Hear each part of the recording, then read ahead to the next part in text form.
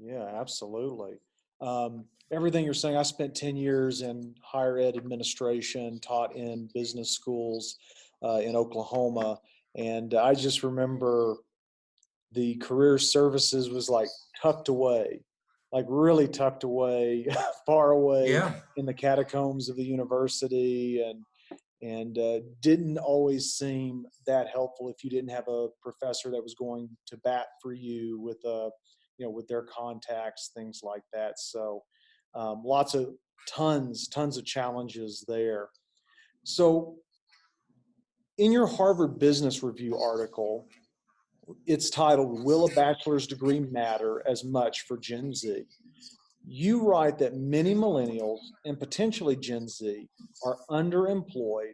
And once you're underemployed, it's difficult to break that cycle. So, from your work, you seem to think there are better options for Gen Z and millennials than pursuing a college education. You've spoken to that just a little bit in the previous question. What are some of those options, and why are those options viable for some millennials and Gen Z? Sure. So what's interesting is that we're seeing the emergence of these what I call faster and cheaper pathways to good jobs.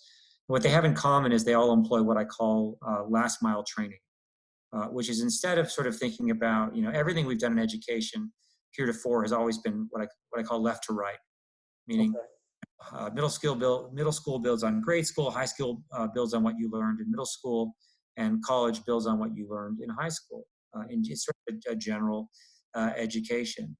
Last mile training starts from the standpoint of let's look at that first job and let's look at what employers are actually looking for that first job. And let's sort of design backwards. Let's design right to left from that first job.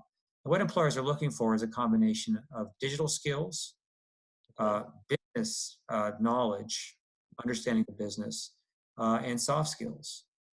Now, if you can't problem solve your way out of a paper bag, they're not going to hire you for that Right. job. So I'm assuming some basic level of, critical thinking, problem solving skills, but probably not a level that requires, 4 years of magna cum laude, performance. So that's what we're talking about. And these programs take numerous forms. There are tuition-based boot camp Mhm. programs, coding, UI, UX, sales, digital marketing, cybersecurity. There are programs that don't charge you tuition at all, that use what's called an income share agreement. And what that means is that you don't pay anything, but you sign a contract which says that once you graduate, assuming you make above, I don't know, $40,000 a year. Yeah. So if you don't make above that, if it doesn't work for you, you don't pay anything. But if you do, then you might share, I don't know, 15% of your gross Right. income for 2 or 3 years with the provider. I'm So actually consulting one of those right now, and it's a really cool and neat opportunity for a lot of people. So yeah, just wanted well, to it signals that they're aligned with you, right? Your typical college or university, they don't make any more money or less money, whether you get a right. job at Saks or you're working at Starbucks. Right. So you know that they've got your back, and that is helpful. We're most interested actually in those that don't where there's no financial risk at all to the student, and where you're actually paid from day one of the program, kind of like an apprenticeship model. You earn while you learn, and those programs take various forms, but they're either in staffing companies or business services companies that are really providing these new pipelines and really providing talent to their clients as well. So we're excited about those models. But the best way for your listeners to look at it is there's an appendix in the book, the new book, A New You, which lists about 300 of these alternative programs, and these are all alternative pathways to jobs in IT and healthcare. We've intentionally omitted programs that lead to blue collar, industrial, building trade jobs. Not that those are bad jobs, but the point here is to emphasize that these are new economy jobs, and these are Yes. these are new pathways that are leading to them. There's a group down in Florida They took that appendix and put it online in a searchable database, so your listeners can find it at alternativestocollege.com, Okay. and they keep it up to date. And that's a good way to ascertain whether there might be a faster and cheaper alternative available. And as I say in the book, if you get into a selective university, and keep in mind that there are only 200 of them in the country that accept fewer than 50%. So if you get into one of those 200, then and it's affordable, and I have a sort of test to say whether it's affordable for you and your family, you should absolutely go do that. There's no question about it. You will get a better outcome 9 times out of 10 than not doing that, right? But unfortunately, that's a very small minority of people find themselves in that fortunate position. Most of whom are from very wealthy families, obviously, in terms of what's affordable. So if you're not, then it really the college choice shouldn't be a question of just which college to go to. It should be a question of, well, which pathway should I choose? And maybe it's a college pathway, Mm-hmm. or maybe it's an alternative pathway that leads you with greater probability into a good first job without really any financial risk at all. And I'm not arguing that in this global knowledge economy, it's a sensible idea to have less post-secondary education. That's not the point at all. My point is that you should think about how you stage it. So a lot of things now we used to sort of buy all at one time. We kind of buy what we need when we need it. And higher education is moving in that direction as well.